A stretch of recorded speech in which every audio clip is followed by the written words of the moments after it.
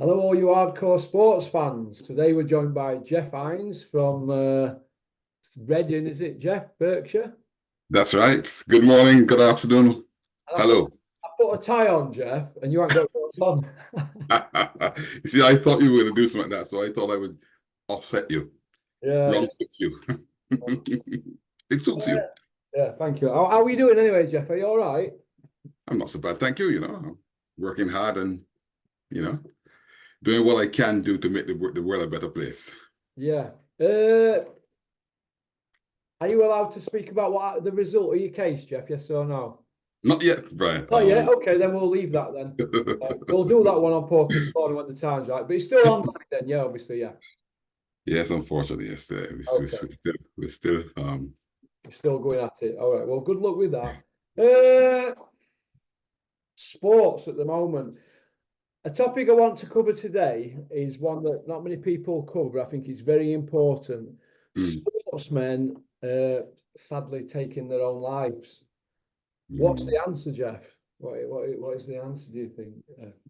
Well, it's a very, very difficult one to think of any answers to really, except to say that it's probably a societal issue. Yeah, Of course, sport is a big part of society. yeah, Well, maybe we need to look closer at what we're putting these young men and women through, or what they're actually putting themselves through, and who's actually checking on them. Do you think, Jeff, that there should be like an after care service for when sportsmen retire? I think it follows a natural path. I mean, if you work I mean, I've heard you mention many times that your father was a coal miner. Yeah, my dad's a coal miner, yeah. Yeah, Yorkshire Main my Pocket. my father was a carpenter, and it follows that naturally after you finish your working career, that something else sort of is a sort of a replacement, and it could be something as simple as a state pension. I mean Yeah, that follows your days when you finish work, right? That's a financial thing. But I suppose there's a good argument to say that we need to look at this area of um of society a bit closer because some people do live happily ever after, but many don't. yeah. And it probably is a good time. I mean, we've had it in boxing certainly. This type of let's say depression setting after careers is over, and yeah, it's uh it's certainly an area which people tend to shy away from. Mm. Uh, there's it's a bit very similar to boxing. We're going to speak about Graham Thorpe actually, a very successful cricketer, MBE. Mm. Uh, one of the at the time, I think he had a very high ranking with the IPP. Left-hand bat, very classy batsman. Played for Surrey, didn't he? Certainly, I mean, I had the pleasure actually of in 2009, he would have just finished his professional career at that time, and there was a pending tour of the West Indies to the Caribbean, against England in the Caribbean, and they had a sort of special challenge match on, and he played in it. Yeah, And I was sort of like the commentator, sort of, well, not a proper commentator like Sky, but sort of like live at the actual ground yeah, and yeah, summaries. And I remember doing my research into him, and he had a unique record in that he played exactly 100 tests for England, 100 tests. Yeah, 100 you tests. know.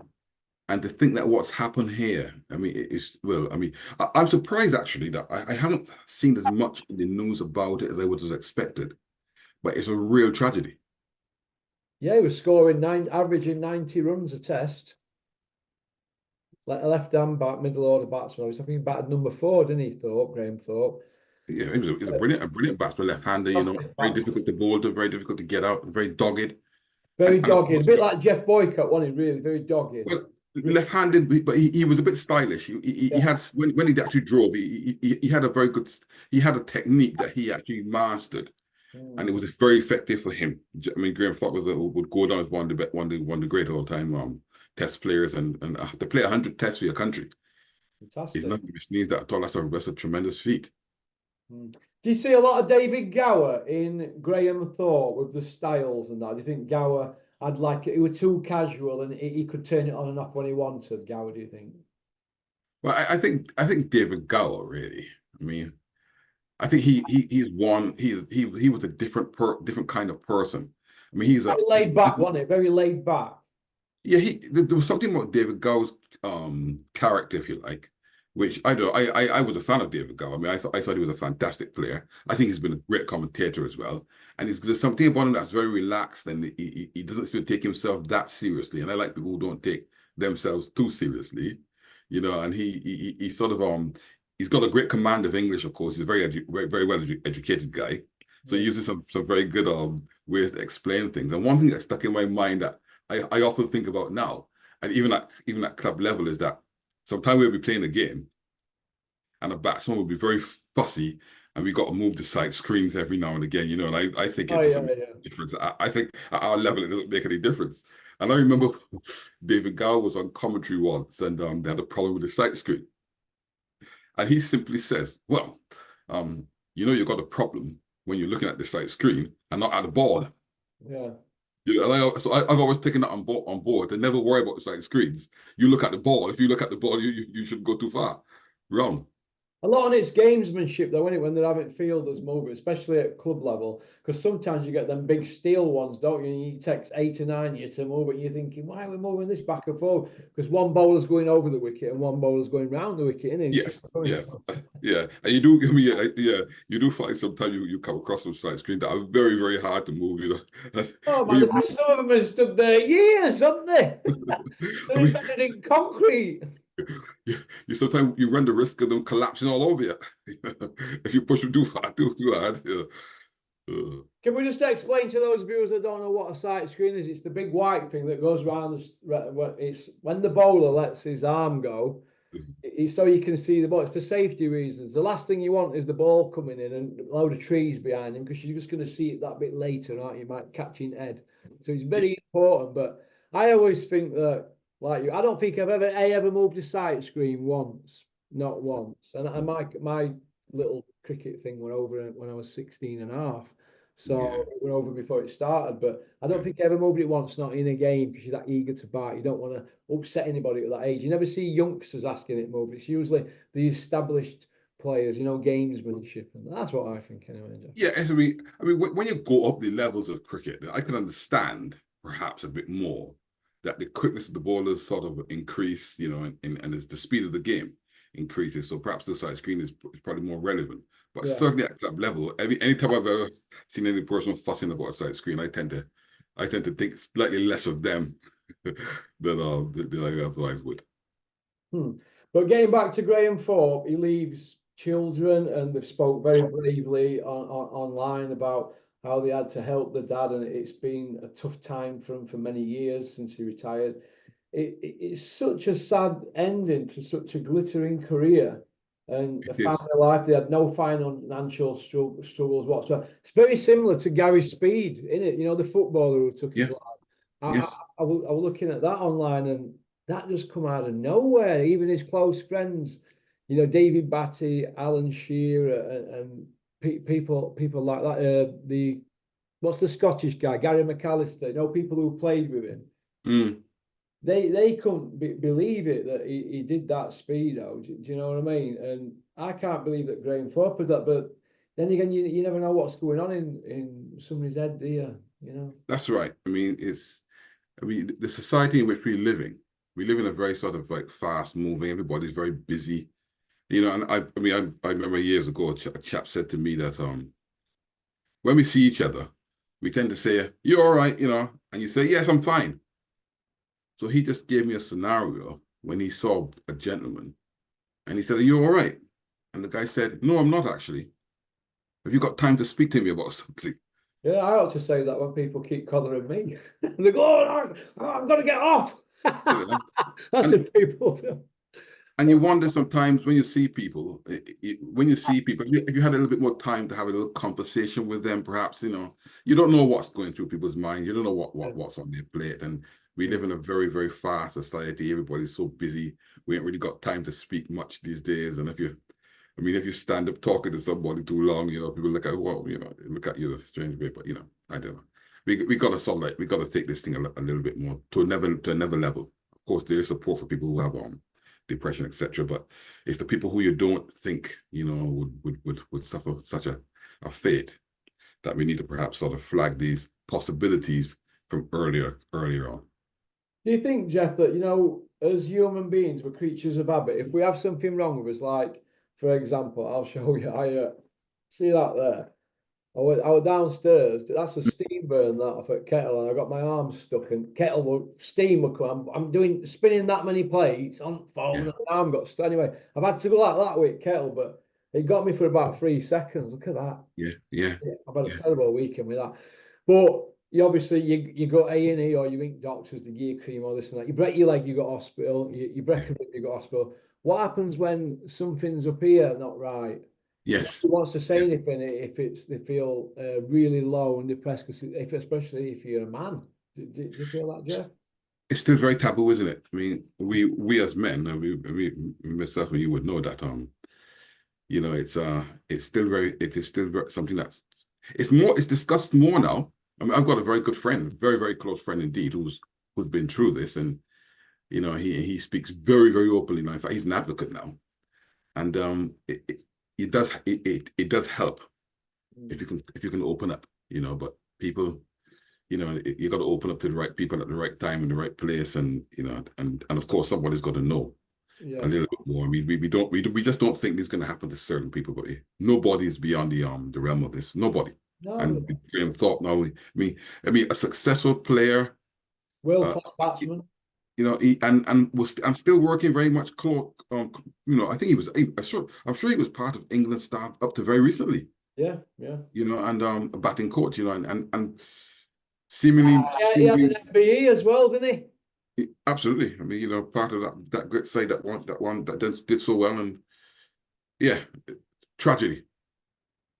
When I was 40, I had a few issues, but I moved away from my area, only 20 mile. And I thought, I'm 40 now, I'm financially very secure at the time. I'm not now, but I were then. And I drank a lot then. Not a lot, more than you should. You know, like 4 or 5 cans a night would be a lot. I'd be doing that 5 nights a week, but I was eating a lot of rubbish, and I became lethargic, and I got into like a really downward spiral. And I was thinking, I shouldn't be like this. I had basically everything I wanted, but I never reached out for any help. You see, I was basically a drug addict, not so much drug addict, but I never reached out for help, and I kind of like figured it out for myself in end. But if I hadn't been mentally strong, because I've been through that much in my life, for a lot of prison time and a lot of operations, that if I had been mentally strong, I don't think I could have come through it. But I'm a little bit tougher, because if I'd have gone to my parents and said, you know, I feel really down on that, my dad would be in a coal mine, would have gone, wake up. So would my mother. My mother, like, is more tougher than my dad. My dad's very meek. They would have soon put me in my place. Just so I'm going to go there for sympathy. So a lot of people, it's who you can talk to, isn't it? I kind of think. So did you have a light bulb moment? Was this something that changed?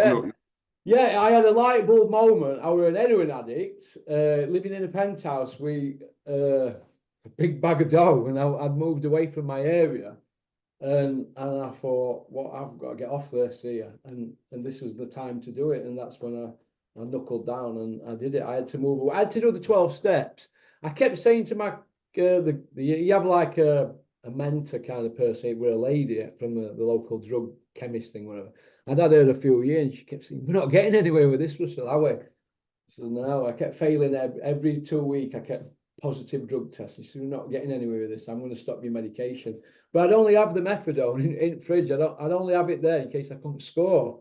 Do you know what I mean, kind of thing? And if I couldn't score, that was my plan B. But anyway, what she did, she stopped the script, and it shook me up a little bit. And then obviously I got fortunate, because there were a drought then. And we're going back about 14 years, but there were a drought. And so I were lucky, but she kept saying to me, have you done the 12 steps? I kept saying, I've done the 12 steps. I was going off my head. And I eventually went through it with her. And the 2 that I'd not done, this is why I moved away, the 2 I'd not done were moving away, and you're changing your phone number, taking everybody out your phone. I had to take the lot out my phone. I never I never had hardly anybody come visit me or anything. With about 22 a month, it was pretty brutal. Because you're battling, I was battling with it daily, constantly. Do you know what I mean? But eventually, I managed to get it down from, I don't know, I run like it was something like that when I run a day. I got it down to like a little capsule with 1 mil in it. And I remember having to go every day for it because I couldn't be trusted to take it home. I had to go every single day for it. From Oakley all the way to chemist. So I'd go get it, this script. And I'm coming back here with this little capsule. And anyway, one day I went down there and they said, there's a note for you now. You've done it. And I went, oh, brilliant. And I still had a rough 3 week off that 1 mil. But it would have been better than a terrible 8-9 week, wouldn't it? Battling all sorts on the real McCoy. You see, but that was my light bulb moment. And I think there is help out there. I realised then there is help out there, but the people I spoke to, my mates who've had problems with drugs or drink or gambling, they don't do the full 12 step. They're doing 8 or 9 of it. You've got to do every single one of them. And I remember Julian McGowan, he always goes on about this, that man in the mirror moment. He always says to me, do you know what, in life, you just look in that mirror and you have to focus. Do you know what I mean? It's like, somebody keeps saying to me at the moment, do you drink a lot of water? And I go, yeah, I'm trying my best, but I'm not. My urine's still dark, so I've had to start drinking loads of water. We're ever putting fires out, aren't we? But I looked in the mirror and I said to myself, am I trying with this water thing? And I weren't. You look in that mirror and you ask yourself, that sometimes I look at me and I say, have I done a good performance? Have I really tried here today or doing my job with other things? Sometimes I'll go, I've tossed it off. Other days I'll look at me and I say, yeah. And I think people who've got mental health issues or feel suicide have to look in the mirror and say, do I need a bit of help here? Or do I need to talk to somebody? That's what I think. I do honestly. So during that period of time, were you into boxing at that time? Or were you Yeah. I just used to go online. Obviously, I didn't start with Dennis till 15 April. So we're talking 2010, October the 17th. 2 days before I was 40, I said, right, I'm coming up to 40 in 2 days. I've had enough of this. The one I were doing anyway, it was rubbish. The one on about then, 2010 in autumn, the one on. So I thought, well, there ain't none. And that maybe saved me, because I think if there were, I don't think I could have beat it. I didn't inject it. I did it on foil or in a Rizzler with Backy. But I couldn't beat it. I tried everything, counselling, shrinks, a lot. I couldn't beat it. But I did eventually, because the one on, and once I was told there ain't none, it was like, oh, right. You know, if somebody said to an alcoholic, right, there ain't no booze now, all we've got is non-alcoholic Guinness. You'd drink that, wouldn't you? So but I tried all sorts. I went online, I tried all these gimmicks, like you get the foil, you get your tutor, I'll get my lighter, and I'll go like that. But there won't be anything on foil, I've just been doing the actions. I tried everything, I couldn't do it. And my habit was 200 quid a day. 200 quid a day for 10 years. And I found it every day. 150 to 200 a day. And I never missed a day in 10 and a half years. So I had that up. So who actually introduced you to that lifestyle? Do you remember? Hang on a minute, if you see, I'm not going to say the person's name because I idolised him, but my half cousin bit my ear off. They put me on a script, morphine, and then I went to the chemist one day. He says, that's it, you're done. I went, oh, brilliant. 2 days later, waking up like that. And I had a bit of a party at my house, just a bit of weed, some bows, and this bird said, oh, you should have a line of this, it'll take it off. And I said, nah, I'm not well, I don't like that word smackhead. I never liked it, because smackheads like that, then they stick needle, and I never dug it. I said, I don't want to be a smackhead. Obviously, I would be critical at times. I never had it. She said, no, you just need a $5 bag, you'll be all right. And you'll be rich. So I was drenched.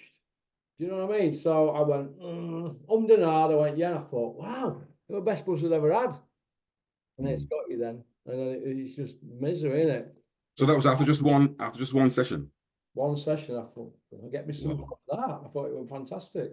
But after 2.5 weeks, it didn't do anything. I couldn't feel anything off it. I just needed it to be normal like you. It's either have pneumonia or be normal like you. And I didn't want pneumonia. So that's how I ended up having at it. And obviously I could talk about it now because Some people think I'm not normal, you know. I know, yeah. I kind of like I dropped it out in a video driving a Mazda. This is about 7 years ago, that motorway, and I just dropped it out anyway. I've been tortured over it mentally, but I'm pretty strong-willed about Class A drugs now. Obviously, I learnt my lesson. I got my fingers burnt, as well as my arm. But no, it was a bad time for me, that. But I look back at it, and I think it's character building. But these people like Graham Thorpe and Gary Speed, they're millionaire sportsmen living in big houses with families and that. It can happen to them. It can happen to Joe Bloggs, can't it, in the street? Absolutely. I mean, it does. It just underpins that old adage that money is not all about money, is it?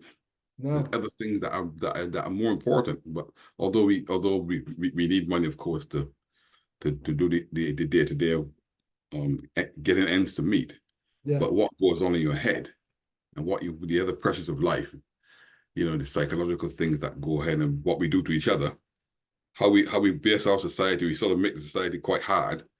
And now it's got so hard that we can't even hardly have a conversation. It's very hard to get a decent conversation with someone these days. I mean, it's difficult. And the manifestation of these type of mental health issues, although they have been spoken about more openly now than it was certainly when I was a youngster, anybody who actually had anything like that, you would just never see them again. Yeah. Can I ask you something, Jeff? Where you live in Berkshire and that. Do you know your neighbours and that around where you live? Do you get on with them? Do you know them? Well, it's funny you should say that. I've been living in this area here now for 21 years. So this is not the area where I was actually brought up. I was actually brought up in more to the center of Reading, to the west of in West Reading. So this area where I've lived here now for the last 21 years is very, very quiet. It's very, very quiet, right? You don't really see many people. We got our next door neighbors to the left. They have a sort of like detached home, and then we got our next door neighbors to the right. And I mean, we're very cordial. Good morning. How you getting on? You have a very normal relationship, but you don't really see. You don't really. I mean, I don't know much about them. I would presume they don't know much about me, But yeah, and this is where we live. We live quite close to people. I mean, they got some people who live in front, sort of opposite to where we live, and I never actually sort of paid much attention to them.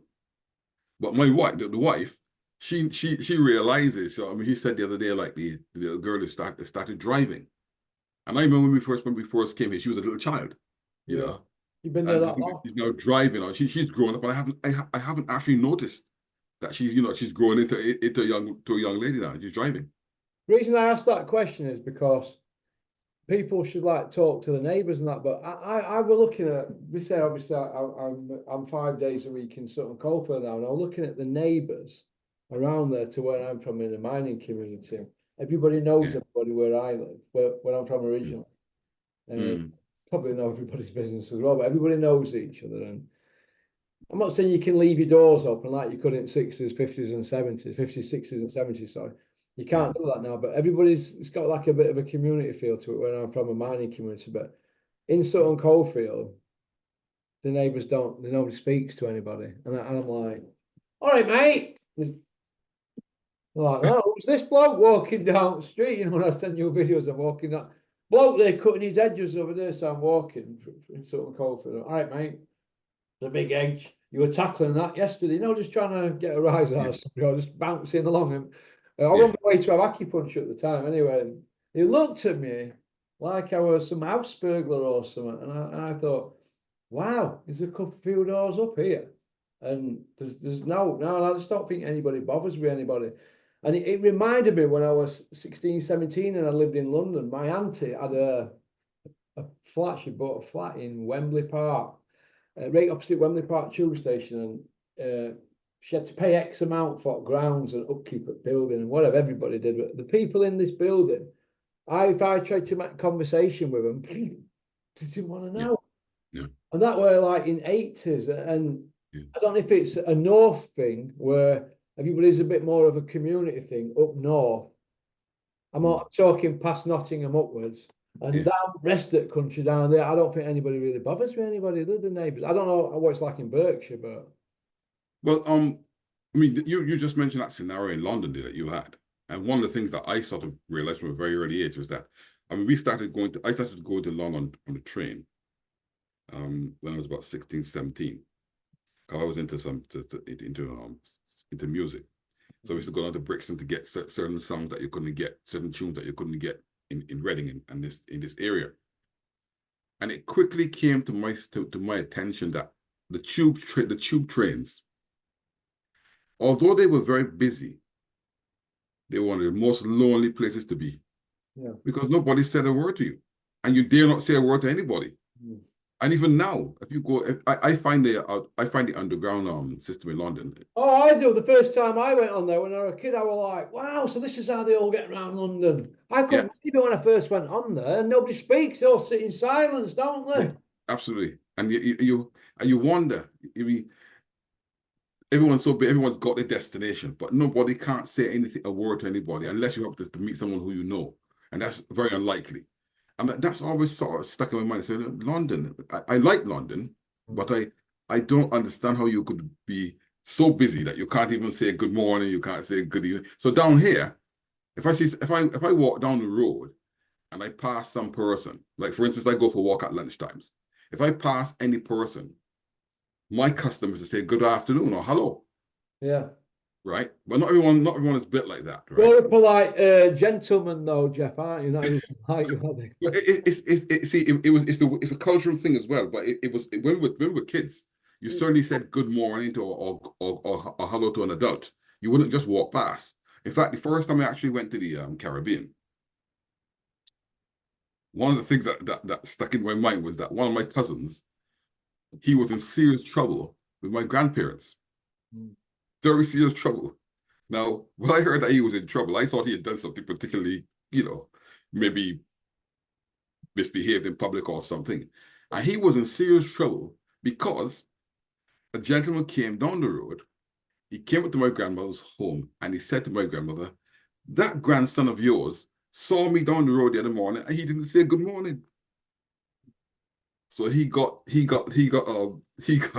properly scolded for not saying good morning. So his explanation was he did say good morning, but he didn't say it very loudly. So maybe the gentleman didn't hear him. Well, the moral of the story is I think that people, if there's depressed, they should talk to their neighbours if they can't talk to their mum and dad or their wives and girlfriends and that, husbands. It is so good to have a chat to have a chat.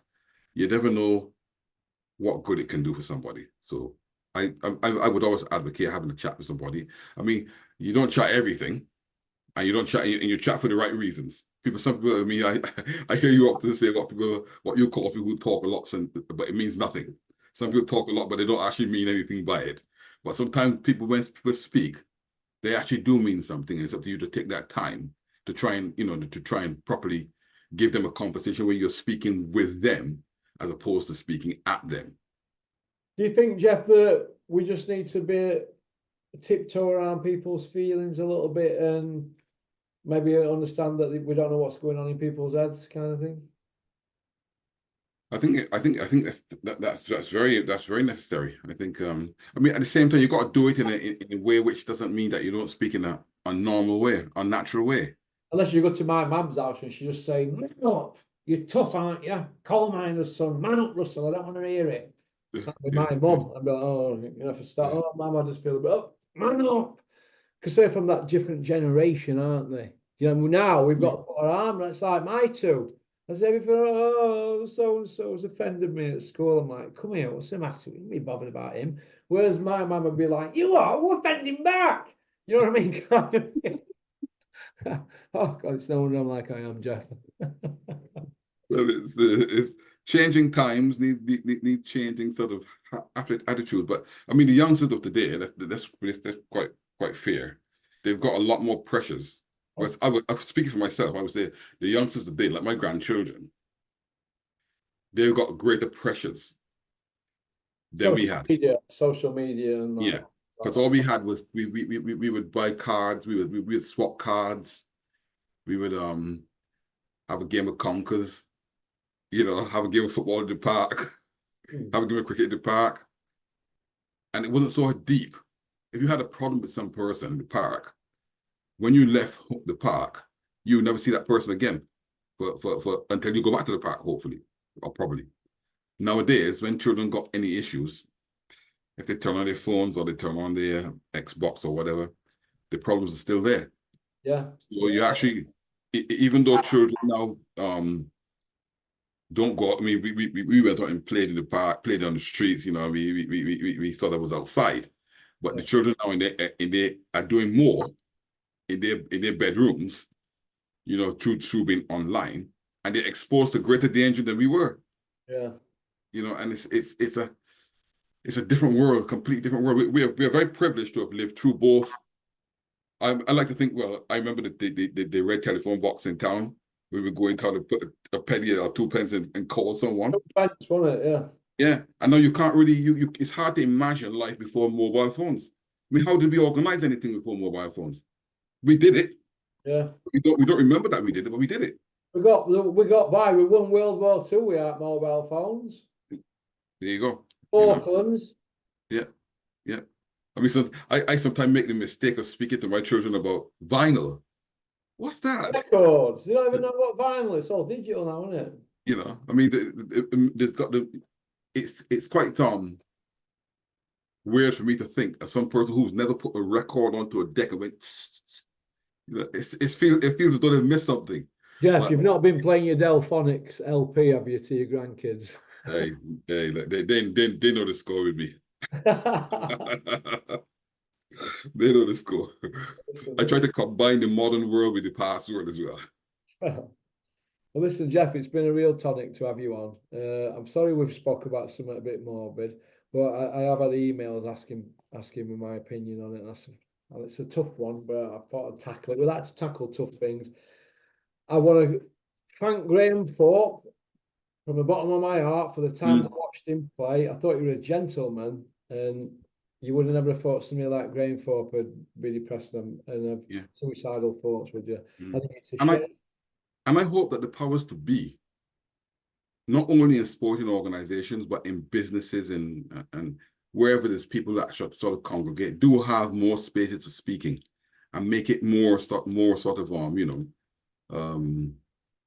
let's say more known and more encouraged conversation. Yeah. Because conversation could, I mean, you just imagine if you had a chance to have to speak to somebody like Graham Thorpe perhaps a day or the week before, you might have made a difference. Maybe you wouldn't have, but people would be actually asking themselves the question, why didn't I know? Why didn't I ask the questions, you know? It is what it is. I agree. Okie dokie, well, listen, you have a great day, Jeff. I'm off to a funeral now in Manchester. Me too. I'm off to one in Reading. Yeah, it's not good, is it? Well, you know, it's if we're gonna celebrate the person's life and yeah, thank the Almighty for them touching our lives in some way, shape, or form. I hope that they rest in eternal peace. I will. It's I don't know if you've seen him on my channel, Gary from Welcome Estates. Yeah. Yeah, it's his mum's funeral today. Oh dear. We give him all of our condolences and I will. You know, it's a difficult time. It is. Thank you very much, Jeff, and we will speak again. And you have a great day, even though you're going to a funeral as well yourself today. Likewise, Russell. All right, take care, Jeff. Bye bye. So long. Good, mate. Bye. Bye.